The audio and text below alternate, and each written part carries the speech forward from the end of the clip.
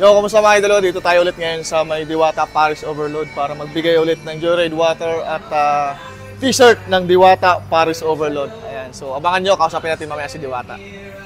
Ano ang may papayo mo sa ating mga Joyride MC Biker, Joyride Car, Joyride Taxi Cab at Joyride Super Taxi drivers na patuloy na bumabakbak sa araw-araw na katulad mo?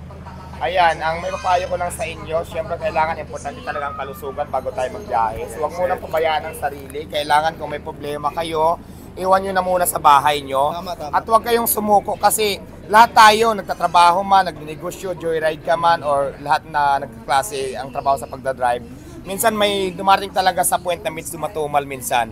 Pero huwag kayong sumuko, tuloy nyo lang kasi kung may mga pangarap nga kayo, kailangan huwag talagang sumuko. Kasi hindi naman araw-araw Pasko, may time na malakas, may time talaga na matumal. So go lang, laban lang. Gaano kahalaga sa'yo ang salitang sipag at tiyaga? Mahalaga yan at importante yan sa bawat isa sa atin. Alam mo kung bakit? Diyan nakasalalay yung pag-angat natin sa buhay. Kailangan kung wala tayong tiyaga, wala tayong nilaga, sabi nga nila. So importante talaga. Ano ba yung mapapayo mo sa mga Joyride MC Taxi Biker natin at saka sa mga nanonood para maging successful sa buhay? Ayan, kung joyride driver ka ngayon or riders ka man or kung ano man, taxi ka man, tulad ng sinasabi ko, samahan lang natin ng sipag talaga kasi diyan nakasalala yung ating pag-ahon sa buhay, yung kasipagan natin. Samahan ng diskarte at sipag. Ayun, actually, nandito kami dahil pakain tayo ng Joyride Biker. So, bibili tayo ngayon para hindi lang tayo nakatikim sa Diwata Paris, pati yung mga Joyride Biker, papakainin din natin at lilibre natin.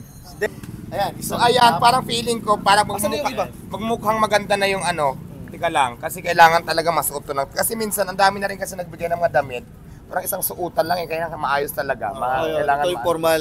Kasi mas maganda tingnan, di ba? At ito yung pinangako namin sa iyo noong nakaraan, nagbigay kami ng tubig sa iyo. So hindi lang yung tubig, babalik kami dahil may bibigay pa kami mga uniform nyo at tubig ulit para sa mga customer mo, libre lang. Yung tubig kasi para sa mga customer lang. Ayan. Ay, paano naman yung sa akin? Wala pang bigay kang lalaki. Ako, mukhang makakakis na naman ako nito. Iiwan ka na lang muna dito. Ako, mayroon pa naman ako ngayon bagong Office. Bagong office, no? Mukhang gusto mo na mabrum-brum. Paano ba mag-brum-brum isang Diwata? Brum-brum. Kita-kits tayo sa opening ni Diwata sa Quezon City. Kailan yun? Ayan, gusto ko kang invite. Magsasoft opening tayo sa Quezon City branch ko sa May 26, mga bandang hapon. Gusto ko ma-invite ka doon para wag na kayo mag-request ng kiss kasi nag-kiss na ako dati. Hindi, abangan nyo na yung part 2 doon na sa Quezon City. Tawagan kita yung address. Ayaw ko kasing i-reveal muna yung address. Okay, saan sige. doon. Alam mo kung bakit? Baka maunahan tayo ng mga... Oo, sa bagay. Kita-kits tayo doon mga idolo kasama si Diwata. Salamat sa pag-invite. Okay. Thank you po.